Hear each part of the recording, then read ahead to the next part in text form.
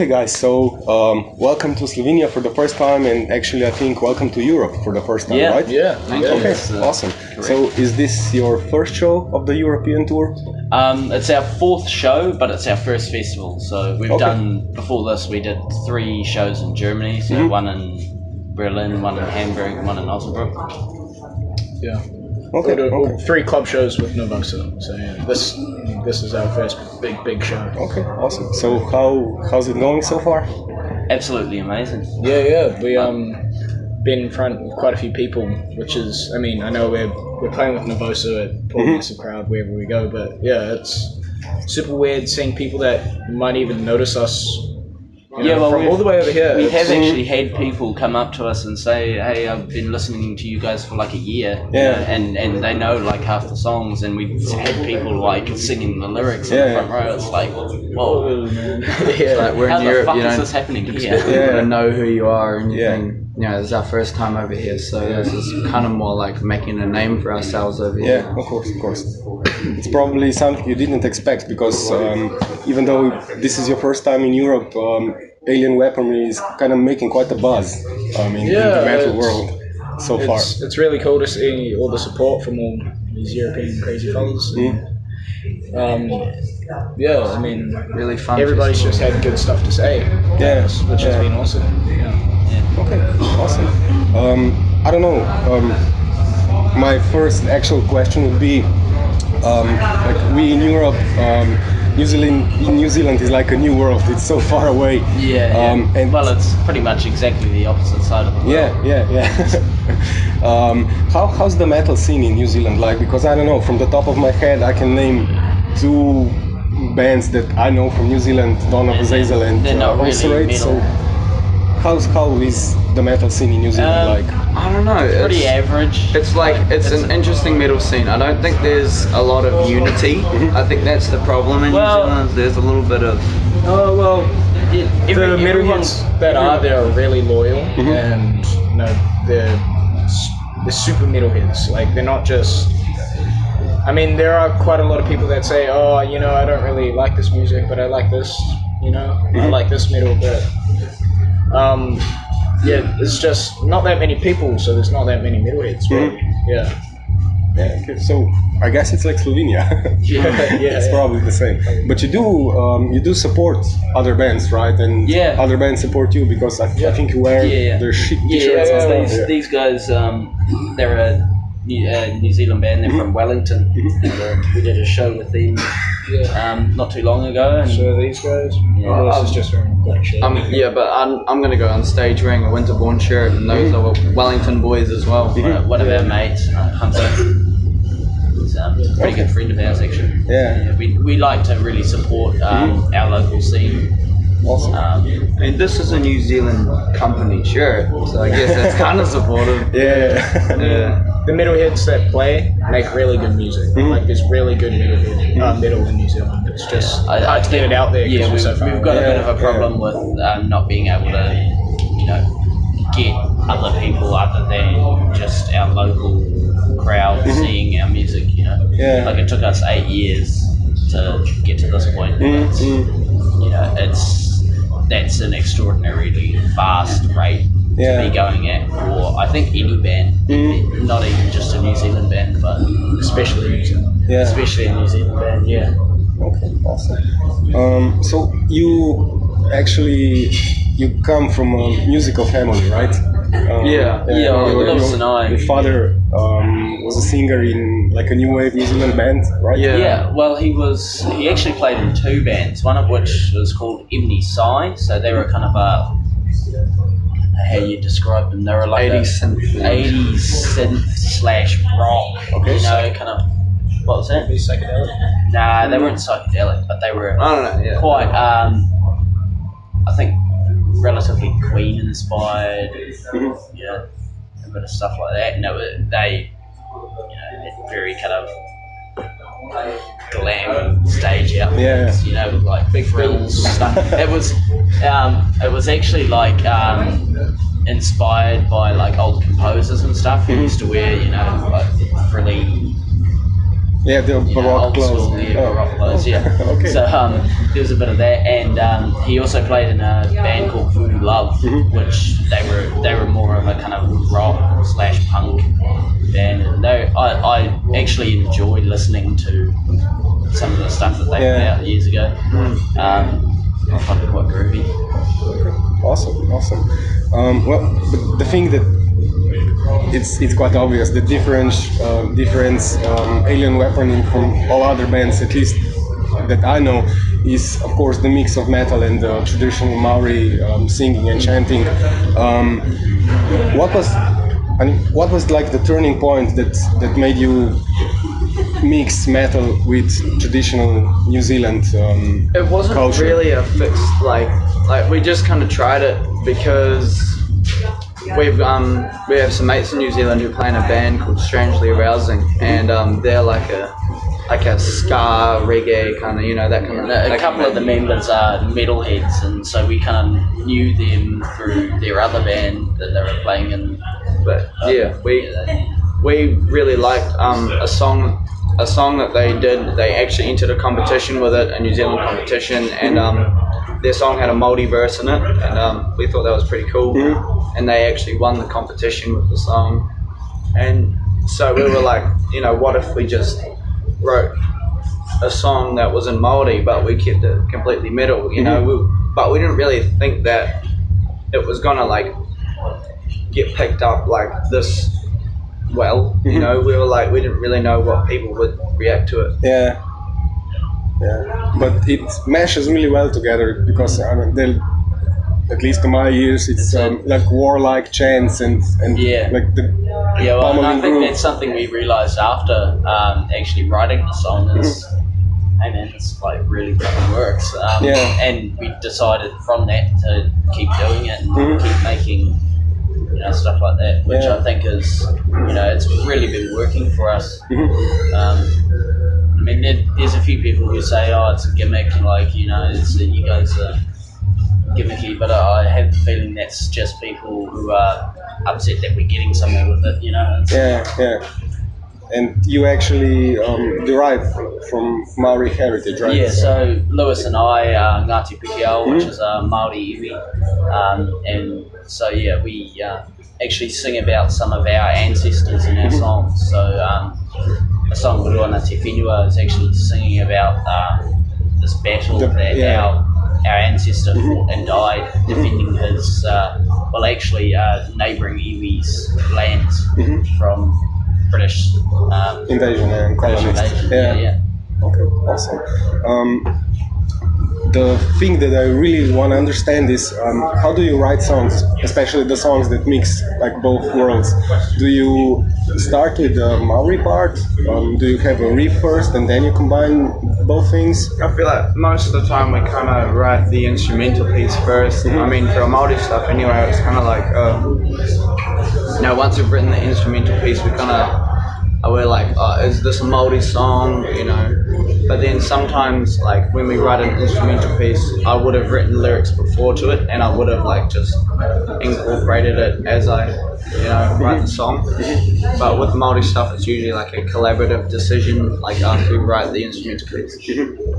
Don't really have any set way of doing it, just happens.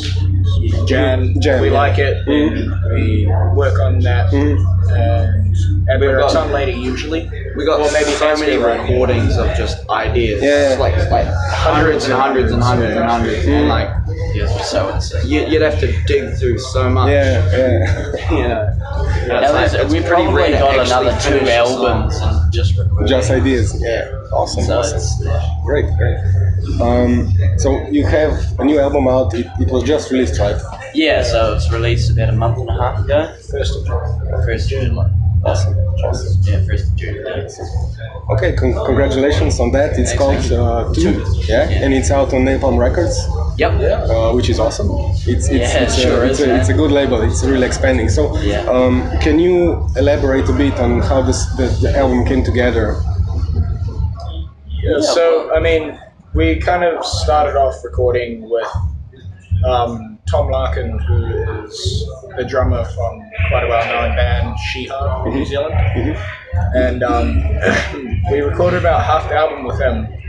And this kind of happened over a couple years. You know, it took us quite a while to get it all out. So we recorded half the album with him, and we released a couple singles and things, and then it was going really well. So we got back in the studio last year, at the end of last year, and we finished the other half with Simon Gooding, who's a sound engineer, and producer, sound engineer, producer, and overall great guy. Yeah, he was great. So yeah, we finished off recording the album last year, and yeah, we released it this year, and it went real smoothly. I think we're all really glad that we took the time to do it properly. Because I mean, since Ethan joined the band, that was one of our goals, was to get an album finished and released. And a few times through that process, we kind of talked about doing it on a budget and actually trying to do it ourselves. And I think the thing that we did still do it ourselves, but we're talking about just kind of shortcutting and like cheaping it up. It's like doing it in our garage. We're like so glad that we actually took the time and we paid the money and we fucking got this kick-ass album because of it. Well, I mean, I think one of the things that really drove us to make it the way we did, make it in Roundhead Studios, which is like New Zealand's best studio pretty much, was the fact that when we got into the finals of RockQuest, which is like a band competition in New Zealand, you actually get to record a single there when you get into the finals. So we used that time to record the one from RockQuest, and then we recorded the one Te Whenua first as well. So that was like the first time we ever went into that studio. That's the song we recorded. So. Great. Are you thinking of maybe using on the next CD or next releases some traditional instruments? Because I heard, I don't know which one of you guys all three of us actually. Yeah. Awesome. So we use like Kowowo, Kutatara, and Kuririhua. So they're all just traditional instruments, and we think we might try and incorporate some more instruments with our new album. Like we have no set direction, so it's gonna be we're a real free form on what we do. Yeah. Cool. So what's the brother chemistry like in a band? It can probably be really... I'm sitting in the middle. It can probably be really cool, but can probably be really volatile. I don't know, like Sepultura, the Cavalera brothers. Tell you what, I actually think that it's gotten a lot better recently. Like me and Henry have kind of become better friends. I think the more and more we tour and spend time together in this environment, the more we just gel and learn how to deal with each other in a way that's not going to result in fistfights and shit like that. It's come to that. Always happen. Like a few years ago, man. Like at least once a month, it was like, fuck you, man. Like storming out of the band room, throwing shit at each other. I quit. He gets out from behind his drum kit, I take off my guitar, and it's like, what? It's like, I understand we like fuck the game. It's gone better, eh? Yeah, but I also think one of the things about us being brothers is that we work really, really well together when it comes to like playing music, like jamming. Like me and Lewis can just jam and be so in sync. And I don't even know how, but it's like we know where we're going. Ourselves. So you guys go into the band room. You're getting pretty much to that stage as well now. I've been here 6 years, so basically, we're all connected minds. We're playing. Awesome. I know we're saying like, bro, we've been together for 6 years, and then there's bands that have been together for like 20, 30 years. It's like, bro, imagine how connected they are. We are little bubba boys, little fucking babies. That's us. See what happens. Okay. I have just a couple more questions. Were you afraid that when you started and now that like you made an impact on the scene? Afraid? Yeah. Really? No, you shouldn't. Afraid of what? I don't that you would be seen as this gimmicky band from New Zealand and associated with Hobbiton and Tell you Lord what, of the Rings. when I was quite a bit younger, I used to really like when I went into like venues and shit. Like this was when we were first starting out. We were like 10 and 12 and shit. I used to be like really fucking like always, look the meanest I could, but I was just a little fucking kid. But I was trying to compensate for that because like I felt like people like weren't taking me seriously, so I was trying to like be all serious and shit. And I feel like now I've kind of grown and loosened up, and I feel like when we started off it was a bit of like discrimination because of how young we were. Yeah. But I feel like if you actually prove to them that like, oh, we can play and we can, get them on and off stage quickly and we don't fuck around, and like, people have like picked up on it.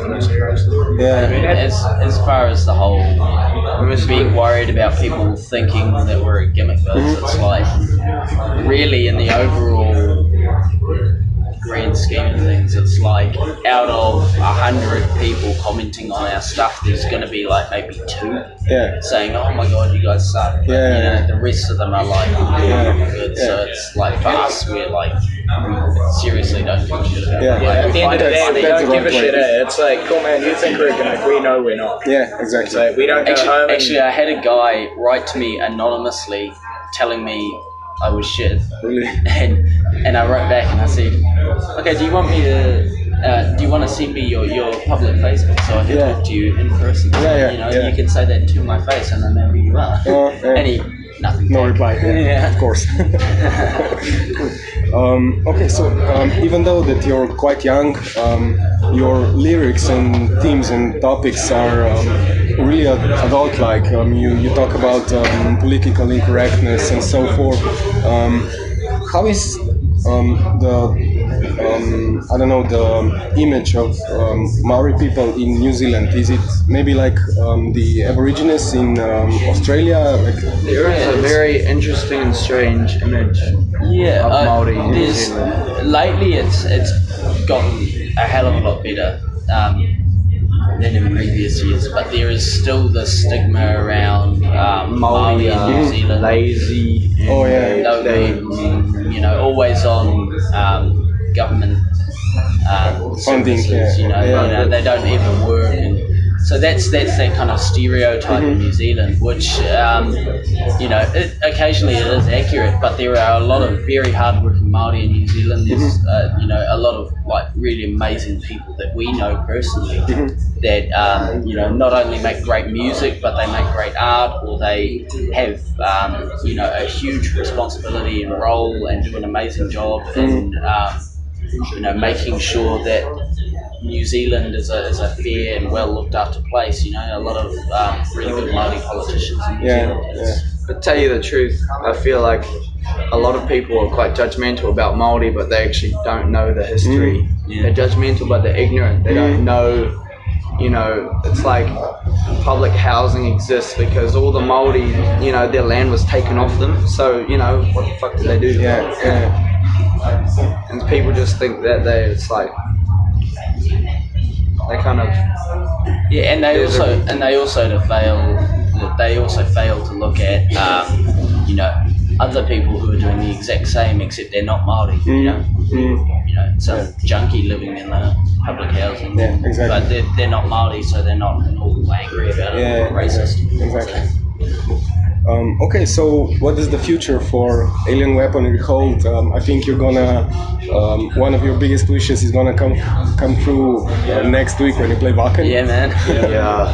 So I just can't. Honestly, I can't wait to play today because this is such an awesome festival. Like, it's such a good vibe. And I cannot wait to play today and then be able to just hang around here tomorrow and just watch chill with people bands. Watch Cannibal Corpse. Do some manus into the river. We got to teach all the Europeans about manus. Like, do you guys like over here is that there's a thing like bombing, like trying, like when you jump into the water, you position you position your body and like that's a basic one. You can do one like this and you lean back like 45 degrees and it just and then like pull it down and that's like a real New Zealand thing. Oh really? Like, no, we just know this one. Yeah. Okay, so like we've got like this, like it's probably there's like 8 ways to bomb, and it's a real big thing in New Zealand. So we want to bring bombing to Europe. It's like, let's go down to the bridge and pop some money. The best one is popping a money. And then after you jump in the water, all your boys are like, ooh, to live like that, alright, bro. Cool. Anyway, future. So like we're on this tour right now, and this is our first festival show. But next week we got Walkin', which is kind of our dream since we started off. So that's amazing. We got Bloodstock, Summer Breeze. Playing at the Into the Grave after party. We also got a bunch of club shows that we're playing. So we got 2 more with Nervosa, and then I think we have 6 other shows with Lost Society in Spain. So, awesome. Yeah, we got quite a lot of shows to still do, so we're not heading home until late September, and early October. So, and then once we get home, we're probably going to be doing some shows in New Zealand, a bit of songwriting. We got some awards. There's some like awards things that are happening once we get back. And then we're also looking at doing some shows in Australia. We're always busy. That's been like that for like 2 years now, always busy, hardly ever get a break, but it's great because it keeps you occupied. Awesome. Okay guys, thank you very much. I have one request. Would it be possible to say hello viewers of RockLine TV in Maori or something like that? Oh yeah. Really? Okay. RockLine TV, right? Kia ora koutou I titiro ki RockLine TV. Pehe ana koutou. Murder!